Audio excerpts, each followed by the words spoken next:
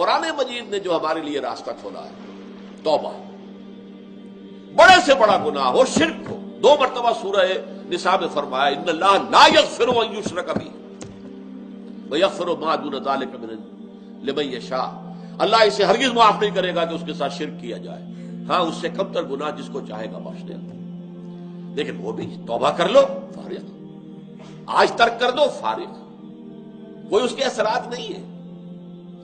زہر کھاؤ گے مرو گے، لامحالہ مرو گے، یہ اس کا فزیکل اثر ہے، اور اب وہ جو ہے آپ اس کا ازالہ نہیں کر سکتے، وہ تو کھا لیا، کھایا گیا۔ گناہ کے بعد یہ نہیں ہے کہ اس کے مورل جو اثرات ہیں بد ہیں ان سے بچنے کی کوئی شکل نہ ہو، یہ انتہائی مایوسی پیدا کرنے والی شے ہے۔ لہذا فرمایا الا من تاب، سوائے اس کے جو توبہ کرے۔ تابا یتوب توبن، آبا یعوب اوبن، یہ بڑے قریب کے الفاظ ہیں۔ آبا یعوب اوبن سے اواب بنا، اوابین، اللہ کی طرف رجوع کرنے والے، بہت رجوع کرنے والے، بہت رجوع کرنے والے۔ اللہم ربنا اجعلنا منہم۔ اسی طرح توابین، بہت توبہ کرنے والے، بہت توبہ کرنے والے، بہت توبہ کرنے والے۔ اس لیے فرمایا کہ کل بنی آدم خطاؤون، یہ حضور کی حدیث ہے، بہت ہے، تمام بنی آدم خطا کار ہیں۔ خطا تو در حقیقت مبالغے کا صیغہ ہے۔ کلو بنی آدم خطاؤون، ہر انسان جو ہے آدم کی اولاد کا بہت خطا کار ہے۔ وخیر الخطائین التوابون، ان خطاؤون کے اندر بہترین لوگ ہوئے جو توبہ کرتے ہیں۔ اور یہاں تک فرمایا گیا کہ آپ نے ایک گناہ سے توبہ کی، پھر کہیں حالات ایسے ہو گئے کہ آپ اپنے نفس پر قابو نہ رکھ سکے، پھر گناہ صادر ہو گئے، پھر توبہ کرو، کرتے رہو کرتے رہو۔ بہت پیارے جو اشعار ہیں یہ سربت کے ہیں۔ باز آ ہر چے ہستی باز آ، گر کافرو گبرو بت پرستی باز آ، این درگہ ماں درگہ نومیدی نیست، 100 بار اگر توبہ شکستی باز آ، آؤ لوٹو پلٹو، اور یہ کہ تم نے 100 مرتبہ بھی توبہ پہلے توڑی ہو تب پھر توبہ کرو، پھر باز آ جاؤ۔ ایک حدیث میں آتا ہے کہ ایک انسان خطا کرتا ہے، غلطی کرتا ہے، توبہ کرتا ہے، پھر توڑ بیٹھتا ہے، پھر غلطی کرتا ہے، خطا کرتا ہے، پھر توبہ کرتا ہے، جب تک وہ توبہ کرتا رہے گا اللہ کی رحمت کا دامن اس کے ہاتھ میں رہے گا۔ بلکہ ایک جگہ تو آتا ہے کہ ایک مرحلہ آتا ہے کہ پھر شیطان تھک جاتا ہے، چھوڑ دیتا ہے اسے کہ یہ تو توبہ کر ہی لے گا، تو فائدہ کیا میں اسے گمراہ کر کے کسی غلط جو ہے کام کے اندر ڈالوں، تو اب یہ وہ بھی تھک جائے گا۔ لیکن یہ ہے کہ اللہ تعالیٰ نے توبہ کا دروازہ بند نہیں کیا، اور اس سے سارا گناہ سائل۔ التائب من الذنب کمن لا ذنب لہ، کس قدر جامع الفاظ ہے۔ گناہ سے توبہ کرنے والا ایسا ہے جیسے اس نے کبھی گناہ کیا ہی نہیں تھا۔ یہ نہیں ہے یلقا اسامہ جو ہے اب اس کی پاداش تو لگی رہے گی، وہ گناہ کے اثرات تو چلیں گے، نسل بعد نسل چلیں گے، نہیں، اللہ تعالیٰ صاف کر دے گا، واضح کر دے گا، بلکہ آگے آ رہا ہے اللہ تعالیٰ اس کی برائیوں کو بھلائیوں سے بدل دے گا۔ نام اعمال میں جو اندراجات تھے کہ اس نے یہ گناہ کیا، یہ گناہ کیا، یہ گناہ، توبہ کی ہے، وہ سب صاف ہو جائیں گے، اس کی جگہ پر نیکیوں کا اندراج ہو جائے گا۔ اصل میں ہمارے ہاں بھی اس معاملے کے اندر جو ہے بڑی کوتاہی ہے بعض لوگوں کے ہاں۔ یہ بات پورے طور سے واضح نہیں ہے کہ کتنی عظیم یہ نعمت ہے جو اسلام نے توبہ کی عطا کی۔ اس کے بارے میں آپ کو ایسی ایسی حدیثیں ملیں گی۔ یہ حدیث جو ہے میں جو آپ کو سنانے چلا ہوں یہ ہے متفق علیہ، بخاری اور مسلم دونوں میں، لیکن بخاری میں مختصر ہے، مسلم میں ذرا مفصل ہے۔ میں وہ روایت مسلم سنا رہا ہوں۔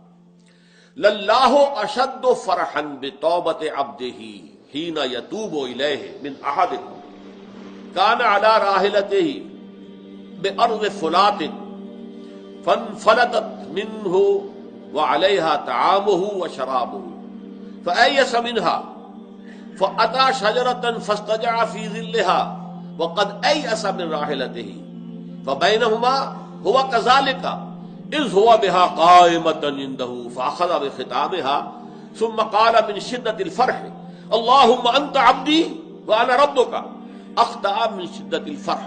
یہ صحیح مسلم کی روایت ہے۔ فرماتے ہیں حضور اللہ کو اپنے گناہگار بندے کی توبہ سے جو خوشی ہوتی ہے، جو خوشی ہوتی ہے وہ اس شخص سے بھی بڑھ کر ہے جس کی اب مثال دے رہے ہیں۔ وہ مثال کیا ہے کہ ایک شخص لق و دق صحرا میں سفر کر رہا تھا، ایک اونٹ پر تھا، اونٹ ہی پر اس کا جو ہے جو راشن ہے کوئی کھانے پینے کے لیے وہ بھی سامان ایک طرف کو لٹکا ہوا ہے، اور پانی بھی ہے، پانی بھی لٹکا ہوا ہے، چھاگل ہے، کچھ ہے، پانی بھی اسی پر۔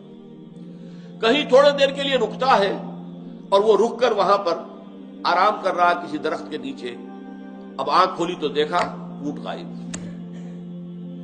اس اونٹ ہی کے اوپر اس کا کھانا بھی ہے، اس کا پانی بھی ہے، وہی سواری بھی ہے۔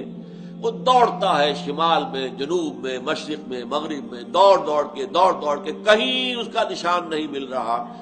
مایوس ہو کر ایک درخت کے سائے میں بیٹھ جاتا ہے، گویا کہ موت کے انتظار میں، کہ اچانک دیکھتا ہے کہ اونٹ تو ہے، کھڑا ہے، موجود ہے۔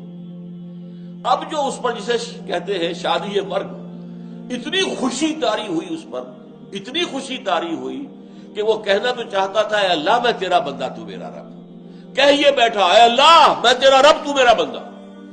یعنی جو اس طریقے سے اتنا وہ پاگل ہو گیا اس وقت اپنی خوشی کی وجہ سے، فرط مسرت میں، کہ وہ اتنی بڑی غلطی کر بیٹھا کہ اس نے یہ کہا، اللہم انت عبدی، تو میرا بندہ ہے، وانا ربک، اور میں تیرا رب۔ یہ خوشی کا تصور کیجیے۔ اس طرح بائبل کی بڑی پرانی سٹوری ہے، دی پروڈیگل سن۔ ایک شخص کے کئی بیٹے تھے، ان میں سے ایک بیٹا نٹکھٹ تھا، شریر تھا۔ اس نے کہا میرا تو ابھی وراثت کا حصہ جو ہے منتقل کر دو مجھے۔ وہ زبردستی اپنا حصہ لے کے جو ہے وہ چلا گیا، پھر سارا عیش و عشرت میں اڑا دیا۔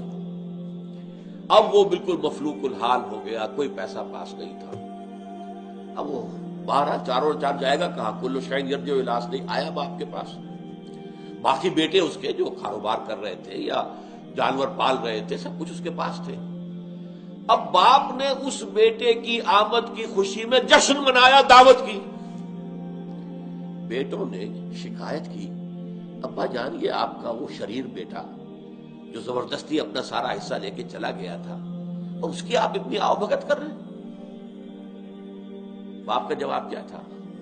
بیٹوں، اگر تم کسی گلے کو لے کر جا رہے ہو اور اس میں سے ایک بھیڑ گم ہو جائے تو کیا تم پورے گلے کو چھوڑ کر اس بھیڑ کو تلاش کرنے کے لیے نہیں نکلو گے؟ میرے گلے کی ایک یہ بھولی ہوئی بھٹکی ہوئی بھیڑ تھی جو آج مجھے واپس مل گئی، تو میں تو اس کے اوپر مسرت کا جشن منا رہا ہوں۔ یہ ہے انسان غلط راستے سے واپس آئے، مڑ جائے۔ التائب من الذنب کمن لا ذنب له، اور اس کے لیے فرمایا ہے جب تک موت کے آثار شروع نہ ہو جائے، ما لم یغرغر، جب یہ جان جو ہے یہاں آ کر ہنسلی میں اٹک جائے، کلا اذا بلغت التراقی وقیل من راق وظن انہ الفراق، یہاں اس کے بعد تو موت کا دروازہ، توبہ کا دروازہ بند۔ اسی طریقے سے جب آثار قیامت شروع ہو جائیں گے، اور ان میں علامات قیامت بہت سی ہیں، صغیر بھی ہے، کبیر بھی ہے، بڑی بھی ہے، تو وہ جو اکبر العلامات ہیں، جو سب سے زیادہ بڑی، ان میں سے سورج کا مغرب سے طلوع ہونا ہے۔ جب وہ ہوگا تو توبہ کا دروازہ بند ہو جائے گا، اور اس کے بعد کسی انسان کے توبہ کرنے کی کوئی حیثیت نہیں ہوگی۔ لیکن جب تک موت جو ہے وہ اس طریقے سے قریب نہیں آ گئی ہے، یا قیامت اس درجے قریب نہیں آ گئی، اس وقت تک موت کا دروازہ کھلا ہو۔